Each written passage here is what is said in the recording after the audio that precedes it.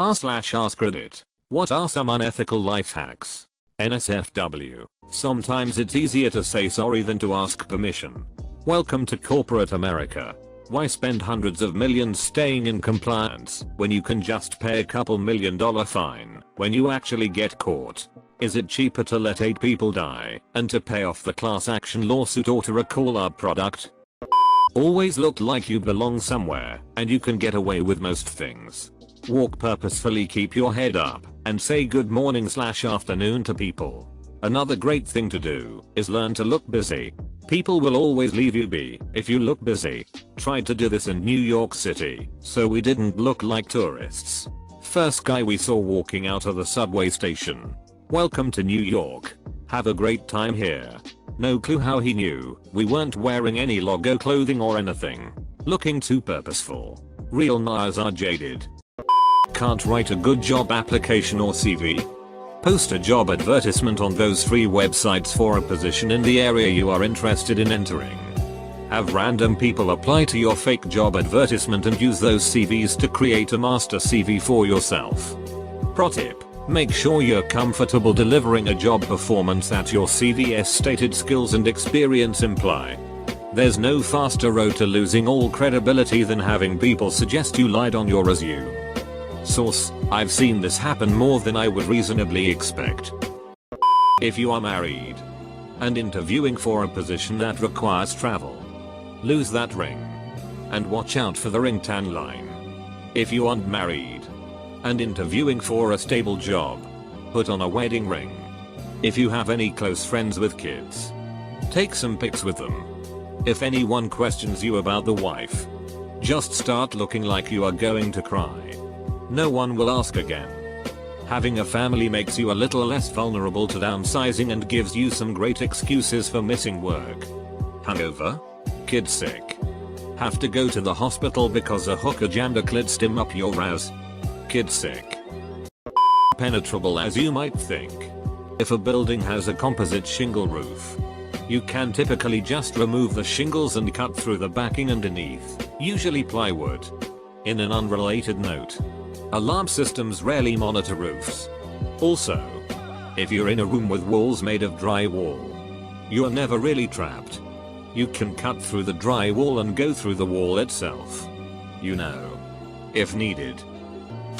When you buy a laptop or desktop, buy a warranty that includes accidental damage. Near the end of the warranty term, run Linpack or Furmark and block the exhaust vent. Leave it like that for a few hours and you'll get irreparable hardware damage. File a warranty claim and get a new laptop. The best part is there's no evidence of hardware tampering because you never even opened the case. Cheat with someone else who is in a relationship. Mutually assured destruction. Double the risk. If your cheating partner's real partner finds out, he'll probably tell you so. Buy TV at Walmart. Return TV to Walmart before 2 weeks. Come back in few days and buy said TV as open box item at a discount. Have to pay cash for at least one of the transactions, preferably both. Browse your local obituaries. Find an old man who's passed away, but make sure there is something along the lines of George leaves behind his loving wife, Mitch, of 62 years. With the power of the internet, call up Midge on the phone and ask her about the used car ad she posted.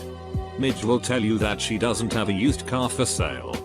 Reassure her that you saw the ad for the car. Midge just might think, maybe I can sell George's old car. It sure will help pay for all these new expenses. You see, George's old car is a nice luxury car, driven with the care and frequency that only an 87-year-old can give. Now you can go buy a practically new luxury car on the cheap. On Craigslist or Armslist, or any other classified site. Find an item you want. Lowball the person from several different emails. Then send them a reasonable, but still below asking value, offer at them from your real email. After being lowballed all day, they'll jump at your real offer. Me and my buddy do this. He'll ask about the item and lowball, and get denied. Then he'll ask me to email or call someone and ask about the item and ask even lower. Roughly the same, or higher than his lowball. After I build the seller's interest, I stop responding and they normally want to sell it bad enough to the point where my buddy will see if the person still has it and they come down on the price enough for my friend to buy it. There are flaws to this and it doesn't work all the time. But if it's something we want that bad, we'll suck it up and buy it outright instead of trying to find a steal. Try to tell a few lies, but do it really poorly. Confess to being a terrible liar. Do this periodically for things that don't matter. Actual lies go undetected. Edit. Thanks for the gold. Or am I even thankful? You'll never know. I'm surprised nobody said Drew Gus. Honestly. Want to sleep less? Be more focused? Whatever. There's a drug for it. Edit. I've gotten 50+ messages saying they aren't unethical. While I think some drug usage should not be illegal. For example, using performance enhancing Drew Gus in an athletic situation is unethical.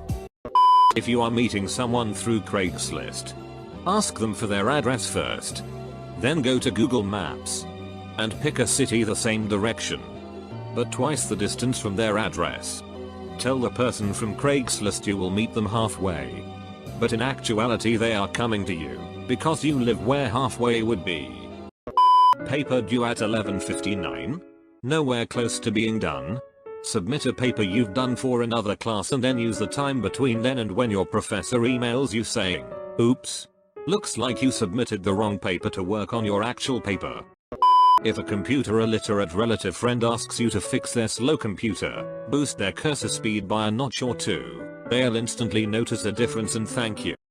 Save business cards of people you don't like. If you ever hit a parked car accidentally, just write sorry on the back and leave it on the windshield. Want your commercial to be seen by millions of people for free? Put it on YouTube with the title, "The commercial the Super Bowl refused to run." If you ever get caught sleeping at your desk at work, then say they told me at the blood bank that this would happen, when asked for a reason. Reddit. What's an unethical way you save money? I work downtown in a city where monthly parking is easily $150 plus per spot. My wife and I both have to drive due to schedules, so it would be double that.